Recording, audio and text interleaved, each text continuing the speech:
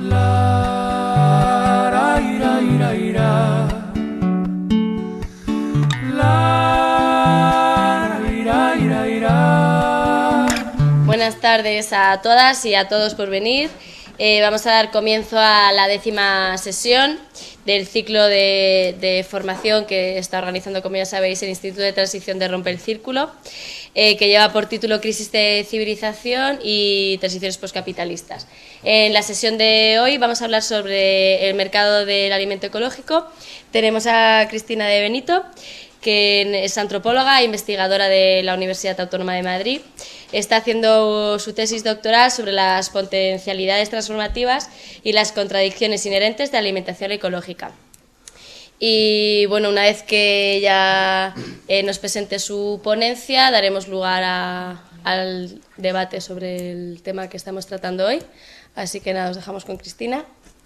Muchas gracias por venir. Bueno, gracias a vosotros y gracias por invitarme a este curso que estáis organizando. Yo, como os ha comentado Cristina, os voy a hablar del mercado de la alimentación ecológica y quería un poco primero exponer el desarrollo que ha habido en este sector desde que empezó a moverse, ¿no?, allá en los años 70, para luego dar un poco una caracterización de cómo es el sector de la alimentación ecológica a nivel internacional en cuanto como sector de mercado, hacer un poco una mención a las especificidades del caso español y luego poder plantear algunos de las tensiones o bueno, de los problemas que pueden darse entre este sector de la alimentación ecológica, como digo, más orientado hacia el mercado, y aquel tipo de alimentación ecológica que tiene un potencial más transformador, ¿vale? Como he dicho, pues la alimentación ecológica empezó a desarrollarse como tal a partir de los años 70, aunque sí es verdad que podemos encontrar precedentes de este tipo de producción desde muchísimos años antes, ¿no? Desde que comenzó el proceso de industrialización agraria ya en el siglo XIX, pues hubo desde el principio voces críticas contra todo este sistema que se estaba moviendo, y ya pues sobre todo a principios del siglo XX empezaron a establecerse todas las bases de lo que fue la agricultura biodinámica, o luego más adelante la agricultura natural que se movió en Japón. Pero como tal, ¿no?, como alimentación, o sea, como producción ecológica como tal, podríamos situarla en esa época, tanto en Estados Unidos como en países de Centro Europa. Para el arranque de todo este sistema fueron muy importantes también movimientos contraculturales de la época, que eran de lo que llamaban el back to the land, ¿no?, la vuelta a la tierra, que sería pues parecido a lo que hoy podríamos llamar los neorurales, que combinaban un poco dentro de esto pues formas de vida más comunitarias, ¿no?, colectivas, autogestionadas, con métodos de producción alternativo. Vale, sin embargo, pues hoy en día la alimentación ecológica es un sector de mercado que no deja de generar beneficios. En 2011 facturó 44.500 millones de euros, y entre 2000 y 2010 la superficie cultivada en ecológico a nivel mundial ha aumentado un 150% aproximadamente, ¿vale? Aunque es un dato así alto, hay que tener en cuenta que sigue representando menos del 2% en relación al total de la producción. Pues bueno, pues cuál ha sido un poco el salto, ¿no?, cómo ha pasado de ser una práctica de los márgenes, por decirlo así, ¿no?, de movimientos más autogestionados, a todo un sector de mercado en expansión. Pues es una de las cuestiones que voy a intentar más o menos dar respuesta en esta charla.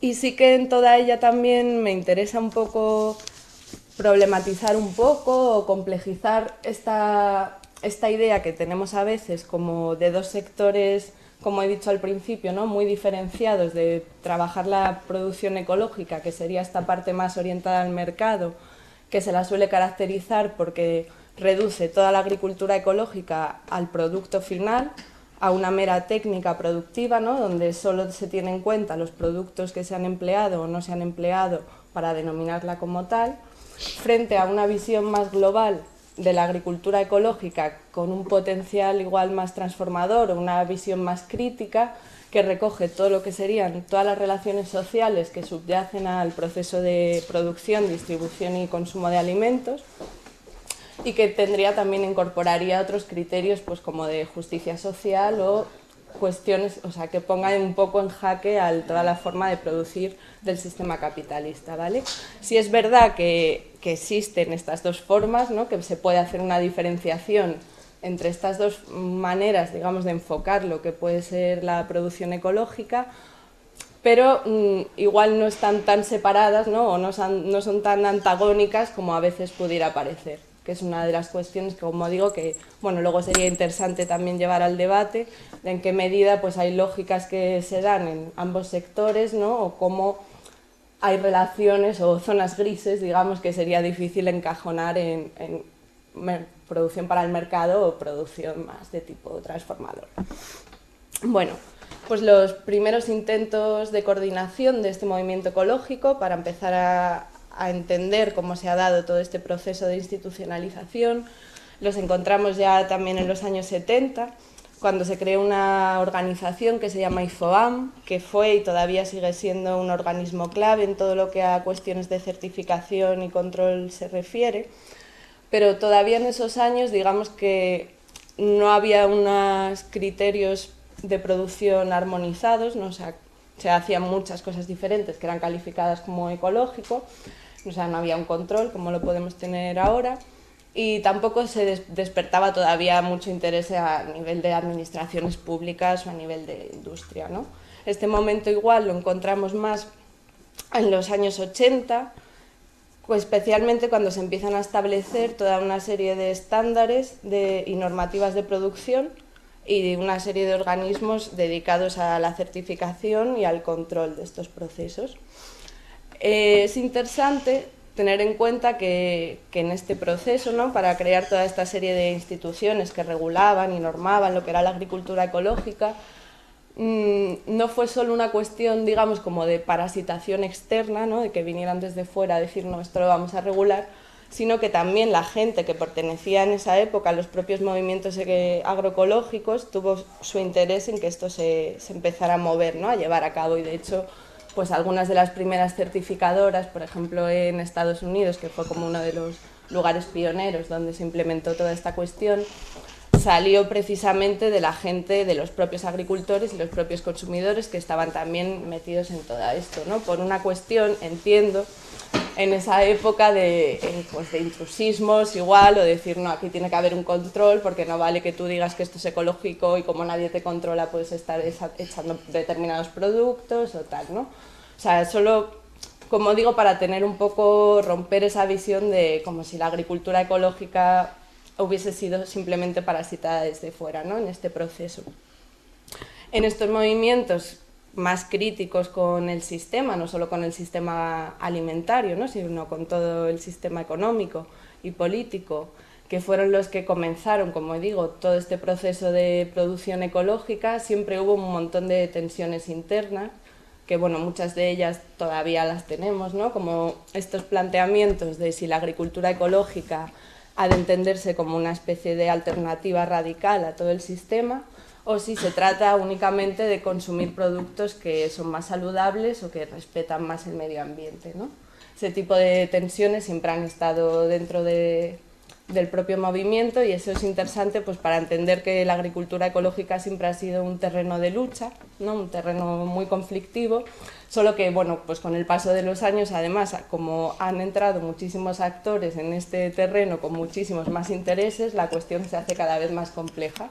Pero siempre ha habido desde el principio como una continua resignificación de lo que era un alimento convencional y lo que era un alimento alternativo, ¿no? Y esto es una cuestión que todavía hoy podemos ver. Pues en ese momento, igual en los años 70, 80, el tener el sello podía ser una manera de certificar o de legitimar que tu alimento era alternativo, ¿no? O sea, que se separaba de las formas de producción convencionales. Y hoy en día, pues todos los productos con sello también, o sea, hay mucho debate, ¿no? De que pueden entrar también dentro de la lógica de lo convencional, y lo alternativo sería aquello que podría ir más allá y trascender la cuestión de lo que está certificado como tal, ¿vale? Entonces, bueno, pues que tengamos en cuenta también estos debates. También en esta época es cuando empiezan a formarse todos estos canales de distribución que serán claves para poder desarrollar un sector ecológico más crítico, como son pues todas las cooperativas y grupos de consumo, los mercados agrícolas, ¿vale? Todos estos lo que se conoce como canales cortos o circuitos cortos de comercialización, ¿vale? Que luego vamos a entrar un poco en este sector de por qué son tan relevantes para poder mantener, digamos, estas formas de producción con un espíritu más transformador.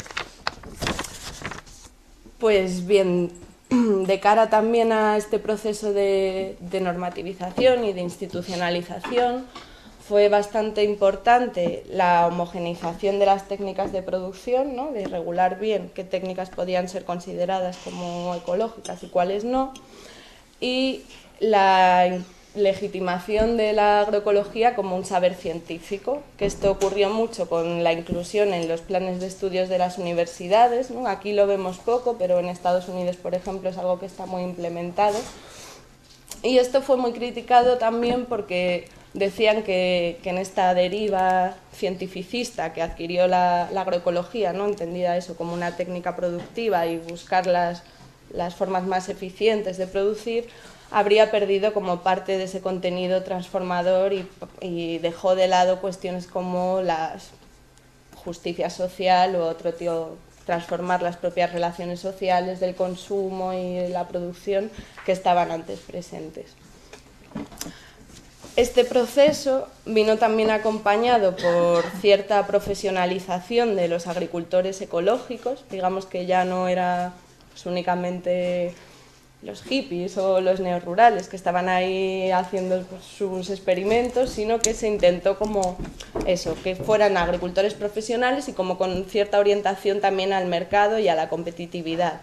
Y esto también, bueno, es interesante, hay un documento del Ministerio de Agricultura aquí que publicó en 2007, creo, que se llama Buenas prácticas para la producción y la comercialización de alimentos ecológicos. Es un documento que tienen colgado en su web y es muy interesante de leer, ¿no? Porque vemos también todas estas estrategias encaminadas a ese disciplinamiento, ¿no? De los productores. Ellos lo dicen, tenemos aquí, para poder generar aquí un sector de mercado, uno de los problemas con los que nos encontramos es que, digamos, que los productores ecológicos son un poco díscolos, no se adaptan al mercado, creen que el mercado ha de adaptarse a ellos y hay que intentar cambiar estas pautas para poder generar una lógica competitiva y que se pueda desarrollar un sector de mercado serio, ¿no? Dentro de este sector de alimentación. Bueno, es un documento, como digo, bastante curioso. Pues como digo, en este proceso de institucionalización, la cuestión de la certificación fue básica para poder establecer todo este mercado, ¿no? O sea, el poner unas normas y un control para decir qué puede ser considerado o qué no puede ser considerado un producto ecológico.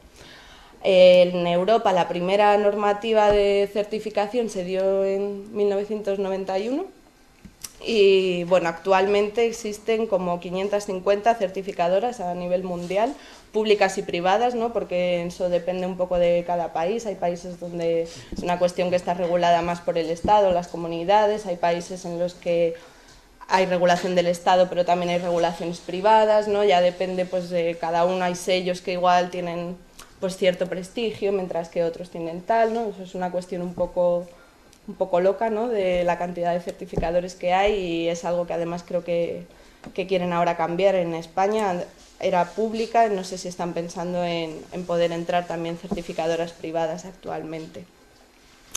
¿Y qué pasó con este proceso? Pues las voces críticas con toda la cuestión del sello y de las normas dicen que una vez más con esto se estrechó lo que era el significado de lo ecológico, porque como las normativas solo recogían cuestiones cuantificables y medibles, ¿no? Sobre todo cuestiones de inputs, de productos que pueden ser empleados y no pueden ser empleados, se dejó de lado cuestiones muy importantes para lo que era un poco el espíritu de este tipo de producción desde ciertos sectores, como pues, por un lado las condiciones laborales de los productores, ¿no? Es algo que no está contemplado. De hecho, bueno, pues países donde tienen grandes productores, o sea, grandes producciones, grandes explotaciones de agricultura ecológica, donde trabaja pues muchísima gente inmigrante, ¿no? Sin papeles, sin ningún tipo de seguridad, sin tal. Bueno, eso no afecta a que el producto final esté certificado como ecológico. La cuestión de la propiedad de las explotaciones, ¿no? Pues perfectamente empresas multinacionales, como de hecho ahora vamos a ver que están, pueden ser las dueñas de productos ecológicos. La producción intensiva y a gran escala, que era una de las cuestiones que más se han criticado también del modelo de agricultura convencional, es algo que es compatible con el sello ecológico, ¿no? Mientras no utilices una serie de productos. El tema de los canales de distribución, es decir, la venta en supermercados, en hipermercados, ¿no? Que esto también ha sido siempre una cuestión que ha sido muy criticada, de hasta qué punto vas a romper la lógica con todo este sistema agroalimentario que vistes en la sesión de Esther Vivas, ¿no? Un poco el funcionamiento, si estás vendiendo al final al mismo. Y bueno, esto lo vamos a ver luego un poquito más.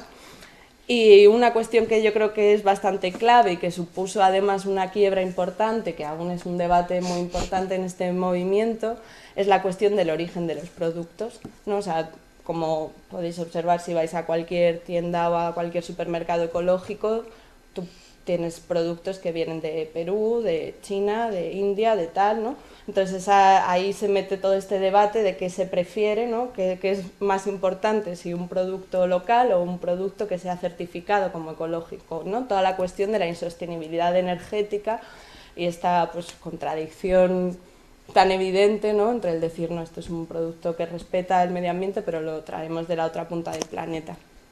Esto, como digo, pues creo que ha sido una de las quiebras así más importantes que ha habido dentro de estos movimientos y que es un debate, bueno, que aún hoy día sigue siendo importante. Y bueno, luego si queréis podemos hablar más sobre ello, pero incluso cuando hablamos de que preferimos, no, digamos que el ideal puede ser, prefiero un producto que sea local y ecológico, pero tampoco está tan claro qué es lo que considero local o qué no considero local, ¿no? O sea, considero local naranjas que vienen de Murcia o no las considero local, o qué hago con los plátanos que vienen de Canarias, ¿no? ¿Los considero o no los considero local? O sea, que es una cuestión que bueno, no es tan simple a veces como pudiera parecer y que es bastante interesante. De hecho, todos estos procesos de normativización fueron una pieza clave para poder establecer un mercado internacional de productos ecológicos, en tanto que, claro, si un país productor quiere exportar sus productos a otro país con el sello, tiene que cumplir las normativas del país a donde los está exportando, ¿no? En la medida en que se puedan aunar ciertos criterios de certificación, va a ser más sencillo, ¿no?, que se puedan exportar esos productos. Todo esto, además, ha sido muy criticado, en tanto que ha dejado fuera, porque digamos que una de las cuestiones que tienen los sellos y que por eso también pues, se cuestiona muchísimo es el tema del precio que hay que pagar por estar certificado, y no solo por el precio del certificado en sí, sino por la lógica en la que te introduce una vez que tú estás certificado como ecológico. Por ejemplo, las semillas que tú emplees en tu huerta tienen que estar certificadas como ecológicas, ¿no? O si utilizas algún tipo de producto tal, tiene que estar todo certificado, lo cual pues, te mete dentro de un mercado donde hay que desembolsar bastante dinero. Para cumplir igual los estándares necesitas entonces una inversión fuerte, con lo cual, aparte de lo que pagas por el sello en sí, con lo cual muchos pequeños productores, ¿no? Y esto, bueno, ahora lo vamos a ver en un cuadro de países que son los principales exportadores, como puede ser la India, quedan totalmente fuera de este sistema, ¿no? Solo se pueden permitir entrar en la lógica de exportación los grandes productores. Entonces, en países donde no hay un mercado interno, que simplemente toda la producción en ecológica, la gran mayoría de lo que producen, ¿no?, más del 90% es para exportar, vuelve a reproducir, ¿no?, esta lógica de los grandes capitales. Hoy en día, si me pones en la tabla, José, aunque el número de productores ecológicos va a un aumento, el 94% del consumo se concentra solo en 15 países, que son pues, principalmente Norteamérica, Centroeuropa, Japón y Australia y Nueva Zelanda. Y vemos como, mira, por ejemplo, no sé si se ve muy bien, esta cuestión aquí, ¿no? Los 10 países que tienen más productores en ecológico, pues los primeros, si nos fijamos, India, Uganda, México, Tanzania, Etiopía. Turquía, Perú, o sea, son países que no tienen ningún tipo de consumo interno, ¿no? De ecológico, son países que producen para exportar, ¿no? Entonces, vemos ahí un poco como la reproducción de las mismas lógicas de centro-periferia, ¿no? Que además compromete también de alguna manera la soberanía alimentaria de estos países que están empleando todas estas tierras para vender productos de calidad, ¿no? Productos además que se encarecen muchísimo en el mercado en países enriquecidos. ¿Vale? Estos son, bueno, abajo son los principales consumidores de ecológico, bueno, Estados Unidos que peta el mercado y luego pues tenemos países, pues Alemania, Francia, Canadá, Inglaterra, Italia, Suiza, ¿vale? Austria, España. España también es un caso interesante porque es, bueno, ahora lo vamos a ver, pero es uno de los principales productores a nivel mundial, pero también la gran mayoría de lo que se produce aquí se exporta, ¿no? Entonces esta misma lógica también, no hace falta que nos vayamos tan lejos, ¿no? Para ver esto. Seguimos y sí, tal. Ya está. Luz. Que no veo. Corre, corre. Bueno. Los números que son el consumo. Esto... Uy. Apaga otra vez. En España 32.000 y luego abajo pone 1.000. A ver, no veo. Esos son los productores, el número de productores. Vale. O sea, en África es interesante porque además lo están potenciando un montón, ¿no? La producción en ecológico en África, que desde luego sería un tema para investigar. A dónde van todos esos productos. Bueno, pues para entender un poco y contextualizar este interés de la industria en la agricultura ecológica, nos tenemos que situar pues en los años 70 también, ¿no? En todo este proceso de reestructuración del sistema capitalista, que vino acompañado también de la ruptura del régimen agroalimentario que se había mantenido desde finales de la Segunda Guerra Mundial, en el que, bueno, no vamos a entrar ahora, si luego os interesa lo discutimos. Pero en este, como digo, empezaron a reestructurar todas las políticas que habían funcionado hasta ese momento en torno a la alimentación, con el tema de la crisis del petróleo de fondo y con dos grandes crisis alimentarias que se dieron en esa época. La primera por una crisis de sobreproducción de granos que encareció muchísimo el precio de los alimentos básicos, y años más tarde una crisis de sobreproducción producto de todo el régimen que se explica entendiendo el régimen anterior, pero hubo una crisis de sobreproducción muy importante y se empezaron, como digo, a plantear nuevas políticas, nuevas formas de organizar el sistema agroalimentario, que fue un poco lo que al final derivó también en la liberalización de la agricultura y en la inclusión de la agricultura dentro de la OMC, que es una de las grandes reivindicaciones, ¿no?, de Vía Campesina, por ejemplo, el sacar la agricultura de la OMC. Vale, pues habría como dos características, más a nivel del consumo, que yo creo que son claves para entender por qué la agricultura ecológica empieza a ser un sector tan llamativo, ¿no?, para la industria. Uno sería el aumento del consumo de productos frescos, de fruta y verdura, que empezó a despegar a mediados de los 80 aproximadamente. Y por otro lado, tendríamos que tener en cuenta todas las nuevas formas de creación de valor en el mercado alimentario que se empiezan a implementar, especialmente en los años 90, que tienen que ver con la diferenciación de las dietas y la creación como de nichos de mercado específicos, ¿no? Cuando empezamos, no sé, a ver, por ejemplo, pues dietas de productos saludables o para gente que es más mayor, para los niños, para tal, en vez de esa homogenización más o menos de lo que se comía que imperaba antes, empiezan a utilizar esto para ir, generando, ahora lo vamos a ver mejor, estos nichos de mercado. Para entender la primera cuestión, esto del aumento, ¿no?, del consumo de frutas y verduras, tenemos que tener en cuenta tanto toda la mejora en las técnicas que hubo de distribución, de mantenimiento en frío, también todas las técnicas de maduración en cámara mediante gases, ¿no?, que fueron fundamentales para poder desarrollar este sector, como también la creciente preocupación que se estaba dando por los vínculos entre la alimentación y la salud, como consecuencia pues, de todos los problemas que para la salud presentaba el modelo de alimentación que había imperado y con el que sigue imperando, ¿no?, en los 3 o 4 décadas anteriores. La tendencia que hubo en este mercado fue, por un lado, la supresión de las diferencias espaciotemporales, ¿no?, cuando se empieza a generalizar el consumo de productos fuera de temporada o de frutas exóticas, de productos que venían de otros países, y por otro lado hubo una tendencia hacia la homogeneización, ¿no?, esta cuestión de ahora comes solo 3 variedades de manzana, pues porque son las 3 variedades de manzana más resistentes, que aguantan mejor, ¿no?, el transporte de largas distancias, o que tienen determinado calibre, que las hacen más sencillo para su almacenaje, para su apilarlas, para el transporte, ¿no? Fue un poco la tendencia. Aquí entonces la agricultura ecológica tendría como, por un lado, el ganar en la parte de alimentación y salud, de bueno, estos son productos saludables, y además la contraposición a qué tipo de frutas y verduras estamos comiendo, ¿no? Frutas y verduras sin sabor, frutas y verduras que vienen desde otros países, tal. Vale.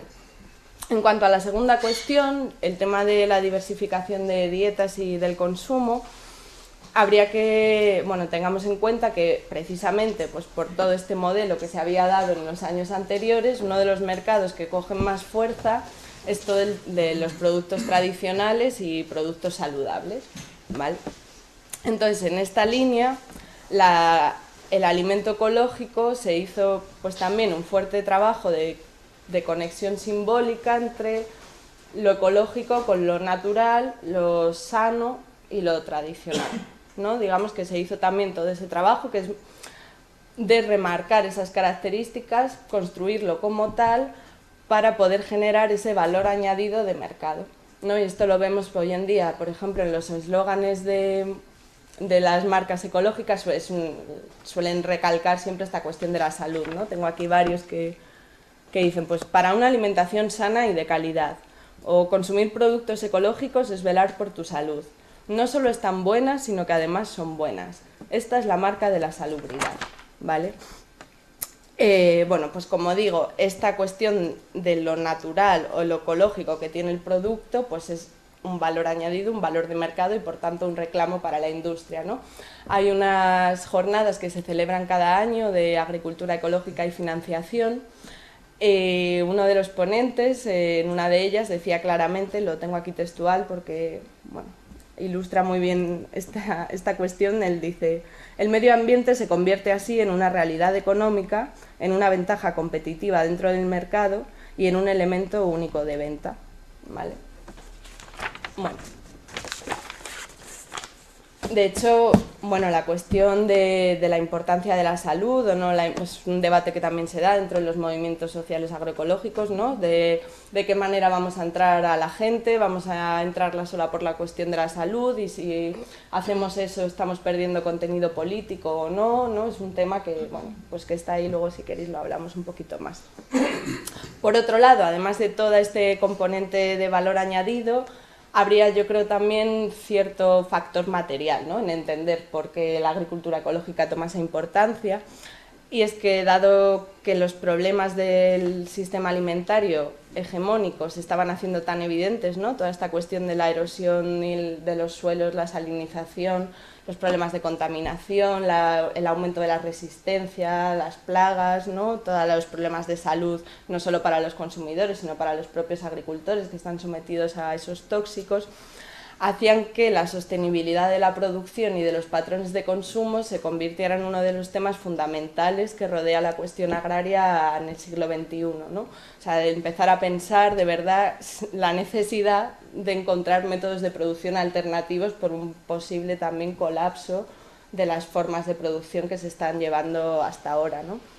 Esto se pone en evidencia en todos los documentos que elabora el Ministerio de Agricultura sobre fomento de agricultura ecológica, ¿no? Siempre habla de que la agricultura ecológica es un área de interés prioritario para toda la Unión Europea, ¿no? Y no por una cuestión de hacer la revolución social, ¿no?, sino porque hay cierta necesidad en ese sentido, ¿vale? Sin embargo, el reto que hubo aquí para la industria fue un poco el cómo obtiene beneficios la industria aparentando que no ha intervenido sobre el producto, ¿no? En tanto que un producto ecológico se supone que es un producto natural, tradicional, pues ¿por qué va a ganar, ¿no?, dinero la industria? ¿Cómo hace esta jugada? Y para entender esto creo que puede ser interesante mencionar un poco cuáles son los mecanismos básicos de creación de valor en la industria alimentaria, no solo en la cuestión de la alimentación ecológica, que igual nos puede ayudar así a comprender con las estrategias que se llevaron a cabo. Digamos que los sociólogos que han estudiado mucho esta cuestión siempre destacan que en la alimentación hay una especificidad que condiciona todo el proceso, ¿no?, de creación de valor y de introducción del capital, que es la dimensión biológica. ¿No? Esta dimensión biológica, que por otro lado también forma parte de las cuestiones que generan un valor añadido, ¿no?, en tanto que pues, una semilla es más barata siempre que la planta, ¿no?, el producto final, supone una serie de restricciones a la industria, tanto en el nivel de producción como en el nivel de consumo. En el nivel de producción, porque hay una dependencia de factores biofísicos, ¿no?, y de temporalidad, pues el tomate tarda en crecer X meses y se necesita que la tierra tenga estos componentes, o que si llueve se puede ir todo al garete, o si tal, ¿no?, esta especie de, bueno, eso, de restricción. Y en el lado del consumo, pues por las características fisiológicas de los cuerpos y las necesidades nutricionales, que también imponen lo que se puede y no se puede comer, ¿no? Si no, igual estaríamos comiendo plástico, pero tenemos estos constreñimientos, ¿no? Entonces la industria, digamos que el leitmotiv de la industria ha sido siempre el superar estos obstáculos para poder abrir puertas para generar dinero, ¿no?, para generar valor. Estas técnicas que en diferentes momentos y según las posibilidades técnicas y también según las políticas que se han ido implementando han variado, y no vamos a entrar en esto igual porque puede ser un poco tedioso, pero digamos que habría dos herramientas principales con las que se hace esto. La primera es todos los mecanismos de apropiación, lo que se conoce así, ¿no?, mecanismos de apropiación, que están más relacionados con la fase productiva, y estos se concretan en la introducción de inputs industriales en los procesos agrarios, traspasando las funciones de la granja a la industria. Por ejemplo, como pues en vez de que el agricultor guarde sus semillas, el agricultor tiene que comprar las semillas híbridas que produce la industria, o en vez de utilizar el abono de los animales que tienes en tu misma explotación, pues compras X fertilizantes a la industria, ¿vale? O sea, es desde toda esta parte de la mecanización del campo a toda la generación, pues, de todos los productos fitosanitarios, de semillas híbridas, pesticidas, etcétera, ¿vale? Es un poco en la línea de esto que Marx llamaba la brecha metabólica. Esa es una forma de abrir el hueco a la industria.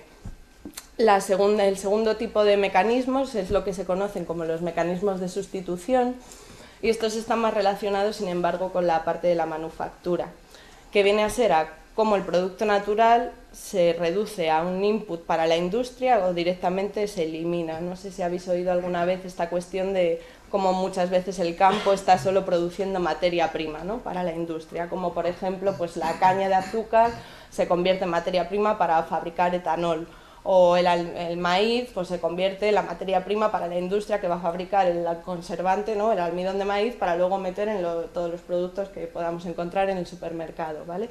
Es esta cuestión, ¿no? Para ello fue fundamental pues todo el desarrollo de las tecnologías de la industria agroalimentaria, que empezaron pues a replicar las propiedades naturales de los alimentos, ¿no? Muchas veces ya ni siquiera necesitas esa materia prima natural, ¿no?, con todo el desarrollo pues de los conservantes, las levaduras químicas, los edulcorantes, los potenciadores de sabor y, bueno, todos estos ES 329, 400 que podemos leer en cualquier etiqueta hoy en día.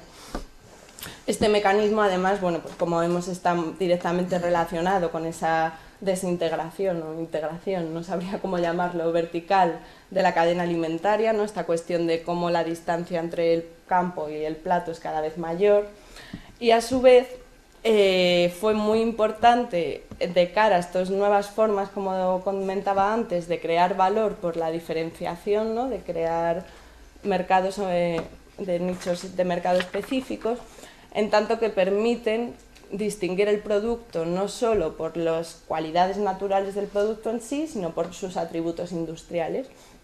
Como por ejemplo, pues el caso de la leche, ¿no? Es una cuestión que a mí me fascina, ir a un supermercado y fijarte en los 200 tipos de leche que tienes a tu disposición y puedes encontrar pues, leche enriquecida con vitamina A y con vitamina E, y leche con omega 3, y leche sin lactosa y light, y leche con lactosa pero sin gluten y con tal, o bueno, productos light, ¿no? Toda esta cuestión que podemos encontrar. Para eso también fue fundamental este tipo de mecanismos, porque permiten añadir propiedades industriales al producto. Y creo que es interesante aquí retener esta idea de que no se trata solo de que la industria utilice el conservante X en vez de la sal porque le salga más barato, que también, porque esto permite además ya una diferenciación, que la industria elige cuál de estos productos me va a salir a mí más rentable, sino que forma parte de las propias lógicas en las que la industria ha podido meter mano, por decirlo así, dentro de la alimentación, ¿no? O sea, cómo se ha podido generar ahí toda una serie de beneficios, que es un poco, bueno, pues un matiz que puede ser interesante tener en cuenta. Pues bien, entonces, volviendo un poco a esta cuestión que hablábamos del reto, de cómo se crea valor dentro de la alimentación ecológica aparentando una mínima intervención, pues podemos ver una serie de estrategias, y la primera es, como digo, todo ese desarrollo de una gama de fitosanitarios y semillas específicas, ¿no? En estas fases de apropiación que acabo de mencionar, o toda una serie de componentes que pueden ser empleados en la elaboración, ¿no? De conservantes, de todo esto, para la industria más, no para la huerta en sí, sino para todo lo que son productos ya no perecederos. Otra cuestión fue el tema del precio, que bueno, aquí es el tema polémico por excelencia, ¿no? Si son muy caros, si no son muy caros, los productos ecológicos.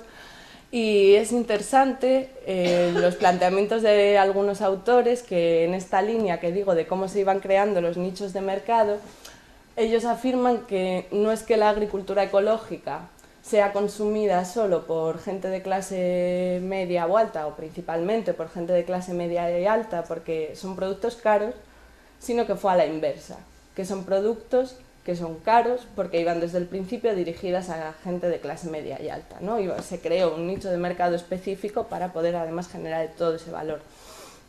Es verdad que dicen que, que la producción en ecológico pues sale entre un 20 y un 30% más cara que una producción convencional, pero los precios muchas veces pueden ser hasta un 50 o un 60% más elevados, ¿vale? Que los convencionales.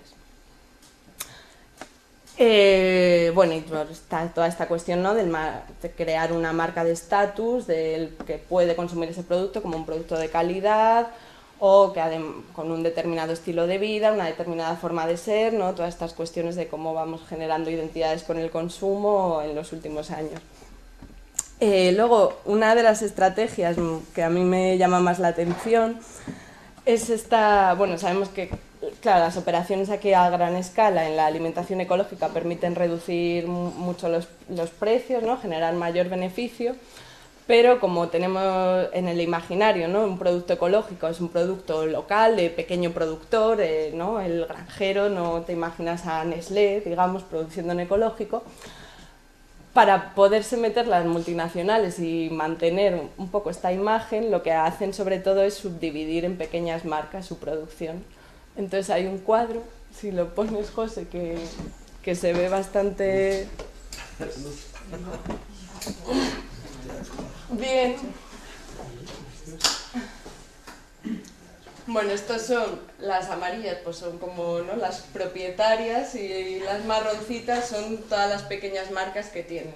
Vemos como muchas de las amarillas, algunas no las conocemos, pero otras nos suenan más, ¿no? Son las grandes empresas de alimentación. Coca-Cola, tenemos Nestlé, Cargill, que es también muy importante en el tema de transgénicos, Kellogg's está por ahí. Esto lo podríamos sacar en papel, ¿no? Sí, Bimbo está ahí. Este cuadro además es muy reciente, es de febrero de este año.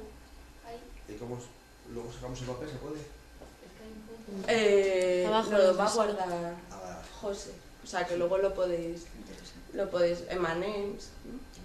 Ahí Mars, tienen otra. ¿no? Pero vemos, por ejemplo, los de Heinz Celestial Group, que es una de las multinacionales más importantes que mueve el tema de lo ecológico. Si nos fijamos, no sé, bueno, no sé el número de pequeñas marcas que tiene, ¿no? Pero las marrones se supone que se producen en ecológico. sí, o sea, todas son marcas, todas son productores ecológicos, ¿no? Son marcas de productos ecológicos. La amarilla es como la propietaria, ¿no? ¿Quién tiene más la propiedad de todas esas pequeñas marcas? Bueno, pues aquí vemos también pues otra de las tendencias del sector ecológico hoy en día, que es a la concentración, ¿no? Además, y a cómo van entrando todas las grandes empresas multinacionales en este sector, y muchas de las que, bueno, muchas como vemos, de la alimentación convencional, Danone también tenemos ahí, ¿no? Y algunas incluso también que tienen luego participaciones en la industria de los alimentos transgénicos. Vale, pero bueno, pues como digo, es esta estrategia de subdivisión en pequeñas marcas para camuflarse, ¿no? Parece que no están ellas ahí detrás. Ya está. Luz.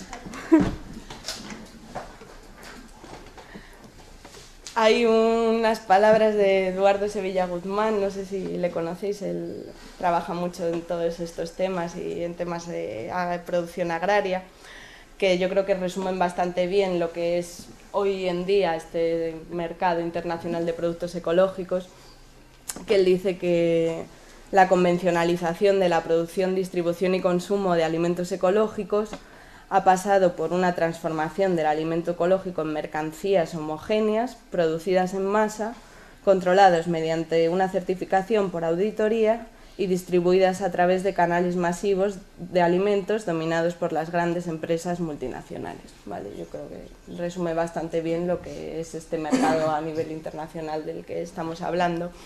Y igual aquí la cuestión sería plantearse qué espacio queda dentro de esto para esta otra forma de entender la agroecología que hemos hablado desde el principio, y en qué medida puede conservar un potencial transformador dentro de estos procesos de mercantilización que se están dando. Antes de entrar en esto, sí que, bueno, como digo, quería comentar un poco el caso de España. En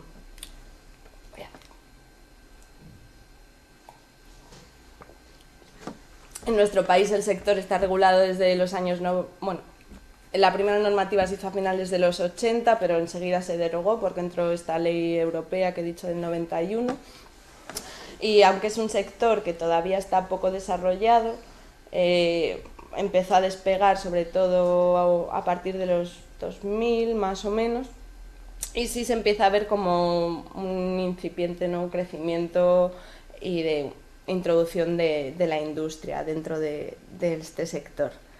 De 2001 a 2012 el número de productores en ecológico se duplicó y la superficie cultivada se incrementó en un 300%, y el número de elaboradores, es decir, la fase más de manufactura y tal, pasó de 560 a 3.000, lo cual nos puede dar un dato de cómo como este desarrollo incipiente de una industria en ecológico. En 2011 el valor de origen alcanzó los 3 millones de euros, lo que supuso un 25% más con respecto a 2009, y luego tengamos en cuenta que el valor final puede incrementarse hasta un 30%. Y hoy en día es el quinto país productor a nivel mundial en agricultura ecológica, el primero a nivel europeo, pero sigue siendo el tercer exportador. Esto es que, aunque el mercado interno dicen que se ha multiplicado por 5 entre 2004 y 2012, sigue siendo todavía muy reducido, con lo cual los datos varían. Hay quien dice que, hace años se decía que el 70-80% de lo que se producía se exportaba, hoy parece que es un poquito más bajo, pero digamos que alrededor de la mitad de lo que se produce, si no más, va dirigido fuera, sobre todo a los mercados europeos.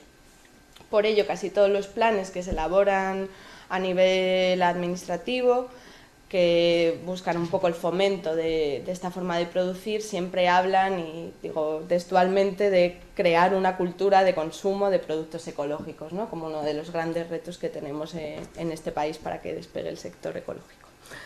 Sin embargo, es interesante ver cómo, aunque el gasto alimentario ha retrocedido muchísimo en los últimos años, ¿no? O sea, cada vez gastamos menos en lo que comemos, el consumo ecológico se ha incrementado en un 6%, creo, es el último dato, ¿no? Aunque se supone que este crecimiento va ralentizándose, pero parece como que no se comporta de forma igual, ¿no?, el mercado de productos convencionales a este respecto que el de productos ecológicos.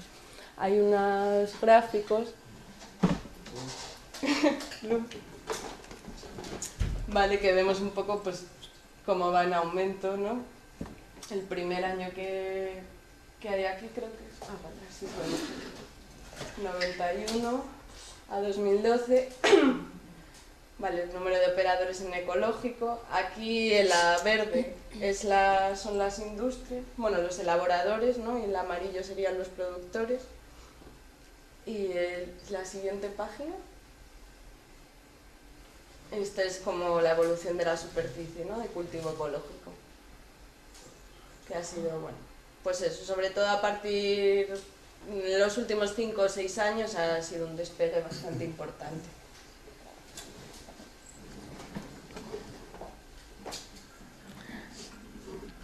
En cuanto a los canales de distribución, pues la mayoría se sigue vendiendo en tiendas pequeñas o en grupos de consumo, cooperativas, aunque sí que dicen que la mejor evolución de ventas la están teniendo los supermercados y los hipermercados, que es un poco el sector que más se va a potenciar a este nivel, ¿no?, más oficial, y que además podemos ver, ¿no?, cada vez más que son productos cada vez más accesibles, productos cada vez más visibles, y en los planes que tienen la idea es un poco que además esto potencie una lógica de competitividad entre los productores, que consiga reducir un poco el precio, de forma que no estén ya tan dirigidos los alimentos ecológicos a un sector más, ¿no?, como alimentos de calidad para cierto sector, sino que se puedan consumir más en masa, ¿vale? Estos son los planes del Ministerio.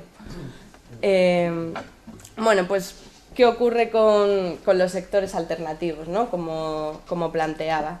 ¿Cómo escapan a esta lógica o de qué manera de alguna forma la pueden reproducir, ¿no? O en qué medida podríamos hablar de que aquí no se está produciendo este proceso de mercantilización?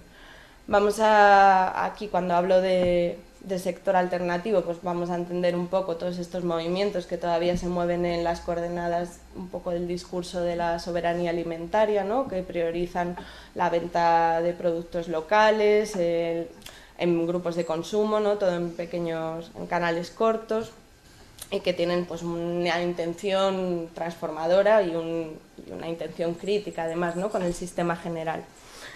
Lo que voy a exponer un poco, algunas de las cuestiones que yo he visto, hago trabajo de campo con productores y con grupos de consumo, cooperativas de consumo ecológico, en Madrid desde hace, pues no sé, 3 o 4 años más o menos.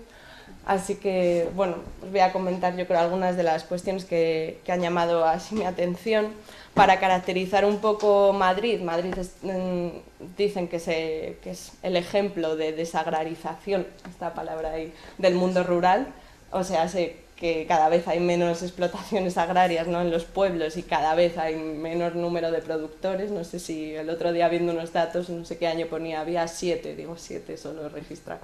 Bueno, muy poco, sin embargo, en el sector ecológico sí que ha ido aumentando, tanto la superficie, hay un cuadro ahí, como el número de productores.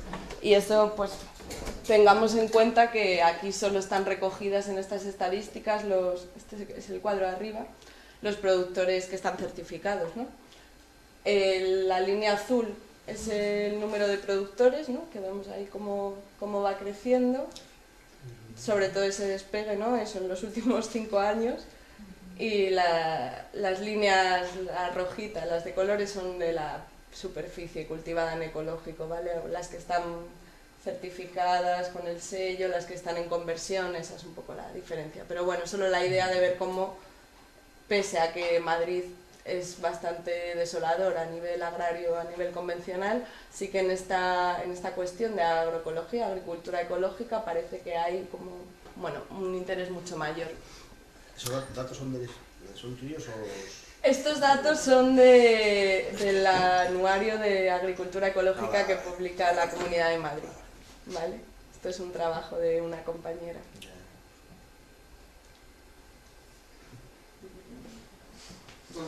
Bueno, puede que la crisis puede ser un elemento facilitador para la producción en cierto sentido, porque dicen como que...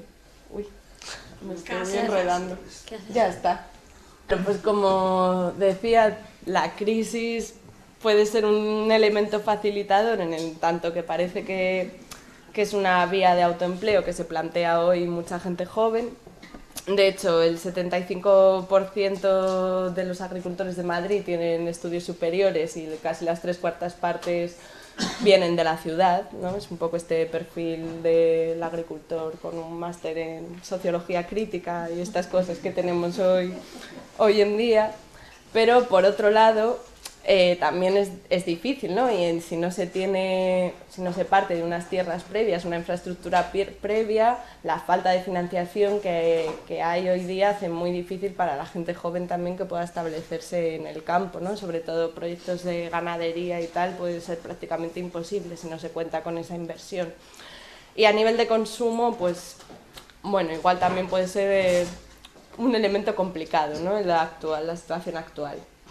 Pero digamos que sí que se ve como todo este crecimiento y este interés cada vez mayor, ¿no? En gente joven de planteárselo realmente como una vía pues, para salir un poquito adelante.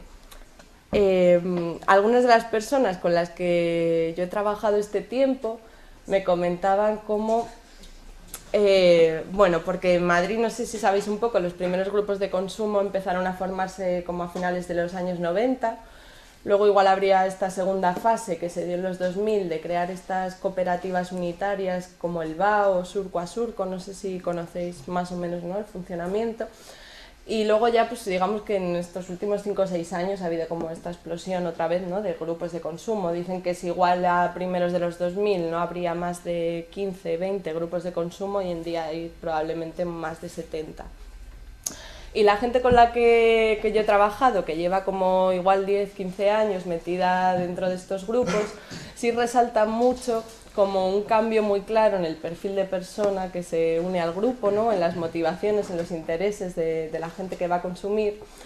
Desde unos primeros momentos que ellos describen como donde la alimentación casi ni importaba, ¿no?, te vienen a decir algo así, era un poco lo de menos y lo realmente importante para ellos podía ser el crear y el participar dentro de unas estructuras colectivas, ¿no?, políticas de autogestión que permitieran de alguna forma salir un poco del mercado, a un momento en el que, según dicen, pues cada vez hay un interés más concreto en el tema de la alimentación en sí, ¿no? Y la gente viene mucho más preocupada por estas cuestiones de la calidad del alimento, de la salubridad del alimento.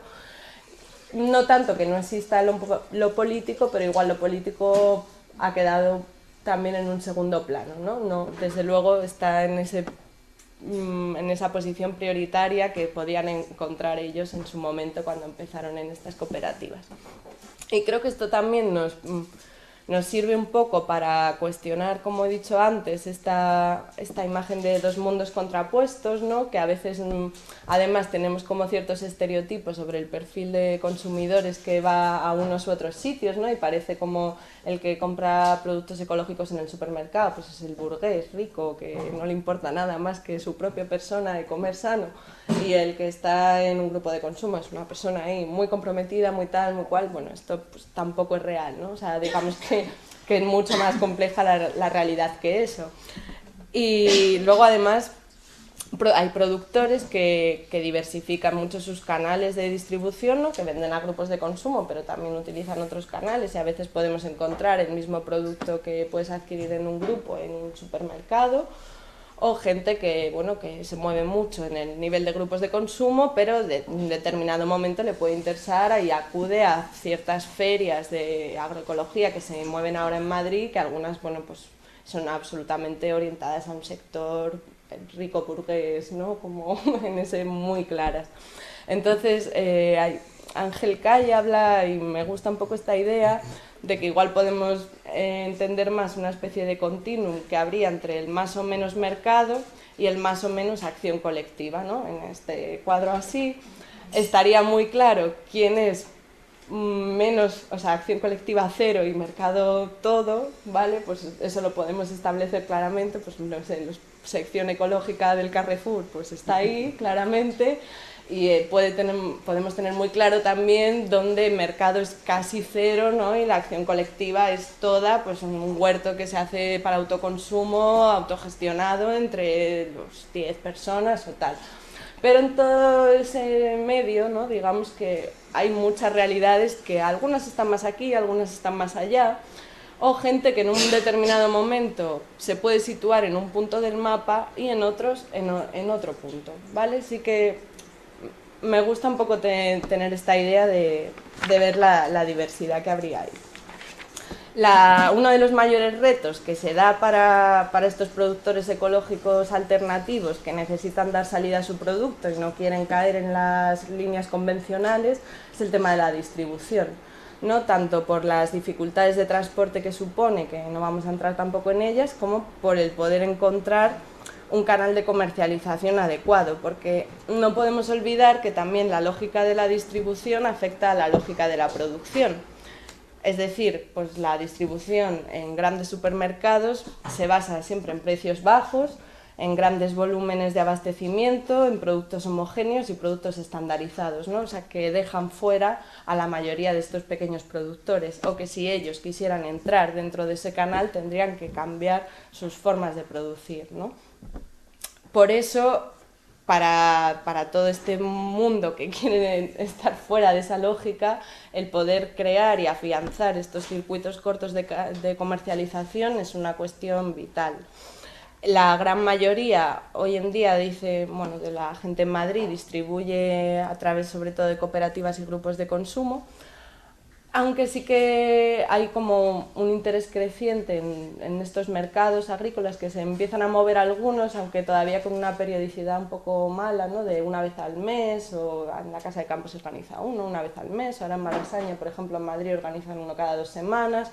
Igual es una de las vías que probablemente crezca más en los próximos años, ¿no? En la que se ponga más trabajo. Bueno, luego cada forma de distribuir pues tiene sus ventajas, sus inconvenientes, que bueno, tampoco voy a entrar ahora mucho en ella, pero puede ser uno de los sectores que más, no sé, que más se desarrollen. Además, bueno, digamos que dan mucha facilidad en cierto sentido al productor, ¿no? De poder vender igual excedentes que tenga o tal, que es uno de los problemas que tienen muchas veces porque no existe esa vía, ¿no? Fuera del grupo de consumo, pues está un poco complicado. Bueno, pues planteando ya y acabando un poco, no sé ni cómo voy de tiempo porque es aquí. Una hora. Vale, pues bueno, para finalizar un poco, igual también plantear, pues de cara ahora a la discusión que tengamos, qué cuestiones pueden hacer difícil escapar de las lógicas del mercado para estos sectores. Yo creo que por un lado está toda la cuestión de las posibilidades de que estos grupos se vean afectados por las tendencias a la concentración empresarial y a la distribución en grandes supermercados de la alimentación ecológica o la disminución del precio de ecológico, ¿no? O sea, plantearnos igual cómo pueden verse afectados por todos estos procesos que se están dando cuando los alimentos ecológicos sean más baratos, digamos, y muy accesibles en supermercados, de qué manera puede incidir eso en todas estas estructuras que se están creando. Por otro lado, pues plantearnos igual en qué medida el alimento en estos grupos igual sería una cuestión para debatir y plantearse. Quizás en cooperativas como el BA o el SAS sí que podemos pensar que no está mercantilizado, pero bueno, en los grupos de consumo no deja, o sea, es un tema para debate. Digo, ellos lo plantean como que no lo está, ¿no? En tanto yo pago una cuota pero no pago por el alimento, pero bueno, en el resto, en los canales no habituales de grupos de consumo, tú estás pagando un alimento con un precio, ¿no? En ese sentido, pues, es una mercancía que tú estás adquiriendo en el mercado. Y la lógica del beneficio, de alguna manera, ¿no?, aunque no sea una cuestión prioritaria, pues sigue presente en estos grupos, ¿no? Si los agricultores quieren mantenerse, si quieren crecer o si quieren tener unas condiciones salariales mínimas, si quieren ampliar el proyecto, si quieren contratar nuevas personas, van a depender como no hay vías de financiación externa, ¿no?, son gente que se mueve en la autogestión absoluta, suelen depender de aumentar el número de consumidores, ¿no? O las cooperativas de consumo muchas veces incitan de alguna forma que la gente consuma más, ¿no? No, es que consumid más porque necesito dinero o hago estas apuestas, ¿no? Pues tengo que aumentar el número de consumidores para poder aumentar la producción, para poder tal. Entonces, bueno, pues de alguna manera sí que dependen para su propia reproducción como proyectos, dependen del mercado. Vale. No olvidemos además que pues, una de las tensiones que siempre se han dado aquí es esta cuestión de las condiciones que han tenido los trabajadores de estos proyectos, que en muchos casos pues, se han caracterizado por una precariedad bastante aguda, ¿no?, en cuanto a cobrar salarios muy bajos, o a la cuestión de no estar cubiertos por la seguridad social, que esto bueno, ha sido un debate en los propios grupos y ha sido una cuestión que ellos mismos no han querido tener, pero que hoy en día plantea otra serie de problemas, ¿no?, por la posibilidad, por ejemplo, de perder el derecho a la asistencia sanitaria por no estar cotizando. Y me señalaba, por ejemplo, una agricultora que había empezado el proyecto hacía poco, como cuando ella le comentaba a sus consumidores potenciales que ella aspiraba a ganar un sueldo de 800 o 900 o 1000 euros al mes, como que los consumidores la miraban un poco mal, ¿no? Como, en plan, como si ella quisiera hacerse rica o algo así, que decía, bueno, es que parece aquí que no, como que no puedo tener unas condiciones mínimas, pero es verdad que para tener esas condiciones, pues evidentemente necesitas de ese mercado, ¿no? Y que en ese sentido sí que hay hay una cuestión, y no es una crítica, ni mucho menos, sino, bueno, que es una realidad, necesitas generar beneficios para poder mantenerte y para poder crecer. Y muchas de estas producciones o proyectos no dejan de ser empresas, ¿no? Empresas que además necesitan también manejar toda una serie de cuestiones pues, de contabilidad, de impuestos, si están registrados, ¿no?, ya no regulados o certificados como ecológicos, sino simplemente registrados dentro del censo agrícola, ¿no?, o de pues, saber cómo tratar con los consumidores o clientes, o saber cómo vender o para poder aumentar, ¿no?, cómo llegar a más gente. Y son toda una serie de cuestiones que muchas veces sobrepasan a los propios agricultores, ¿no?, y que a veces inciden un poco en el cese de actividad de estos proyectos, ¿no?, en no poder manejar toda esa dimensión más empresarial que en el fondo pues, también está ahí en casi todos estos grupos. Como digo, igual en otros podemos plantearnos si es diferente o no, ¿no?, este tipo de cuestiones. Pero bueno, aunque la cuestión de la lógica económica esté presente, es verdad que hay muchas otras lógicas presentes, ¿no?, pues, las motivaciones más políticas, las lógicas sociales, que además son una de las claves que las diferencia del otro tipo de mercado que hemos visto, ¿no?, todas las cuestiones pues, de la cercanía, el conocimiento, ¿no?, entre agricultores y productores, el tener un ánimo de crear algo más que simplemente una forma de consumir, ¿no?, sino de poder generar una serie de estructuras colectivas que luego permitan también realizar otras actividades o suponer ciertas críticas al sistema. Y son importantes y están ahí, pero a la vez a veces son, o yo veo un poco esto, como a veces no se sabe conjugar muy bien esta parte más económica, digamos, o esta relación más mercantil que se da con esta parte más, pues, más política, más social que hay. Y creo que es interesante, sobre todo porque parecen temas un poco tabú a veces y creo que esto incide en el vaivén que suele haber en los grupos de consumo, ¿no?, de consumidores que constantemente se van y que se cansan y se agotan, porque genera a veces muchos quemes y no sé, me parecía interesante por lo menos nombrarlo para que lo pudiéramos discutir. Todos los problemas que vienen a veces por las cuestiones de la cantidad o la variedad o la calidad de los productos, sobre todo cuando trabajan con cestas cerradas, ¿no? No esos problemas, bueno, problemas entre comillas, o sea, no esas dificultades que hay porque la alimentación en ecológico pues viene más sucia o las formas son diferentes y hay calabacines muy grandes, otros muy pequeños, y patatas así, y patatas así, no tanto esas cuestiones que pues son cosas que hay que asumir, ¿no? Que ya sabemos de esto no es el Corte Inglés, esto no es una tienda, es diferente, pero sí otras cuestiones en las que, bueno, tiene, creo, una incidencia muy importante la propia labor del agricultor y que a veces parece como que la labor del agricultor no estuviera ahí, ¿no? Y me refiero pues a pues, que la escarola que tú comes no esté amarga, o que el puerro esté bien blanqueado, esté gordo, o la zanahoria haya salido bien y no sean todas deformes con tal, depende también de la labor del agricultor, y un buen agricultor que sabe hacer su trabajo, ¿no? Y que tiene esa experiencia, pues lo va a hacer mejor que alguien que no sepa, ¿no? Y como digo, también esa cuestión que hablábamos antes de la precariedad que tienen muchos de los trabajadores en estos grupos también incide en que se vayan, ¿no? En muchos grupos hay una reposición constante de agricultores, de forma que la experiencia acumulada se pierde, ¿no? Hay un continuo volver a empezar en ese sentido, pero en grupos, por ejemplo, algunos de los con los que yo trabajo, que empezaron sabiendo muy poquito, ahora que se han mantenido igual durante 4 o 5 años, pues la diferencia en la calidad de los productos que dan pues es evidentísima, ¿no? De cómo eran esas primeras cestas a cómo son ahora, no tiene absolutamente nada que ver.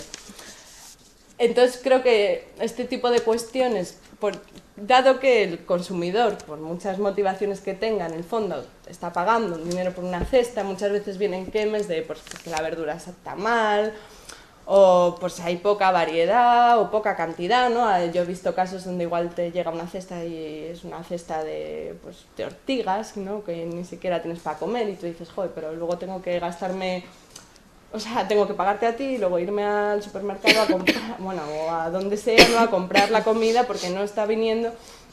Y aquí, que son también como decisiones, ¿no?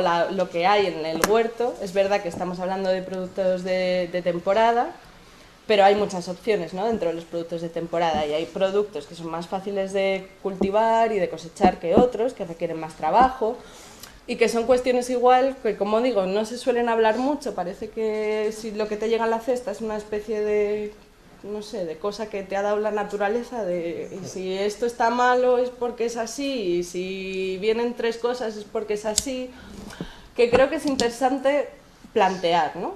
Como, bueno, igual es un tema que yo creo que hay que trabajar más y poner en evidencia qué hace falta para poder de alguna forma armonizar ahí, que no sea, como decía uno de los agricultores que empezó en el VA en su momento, de esto era la dictadura del campesinado, ¿no?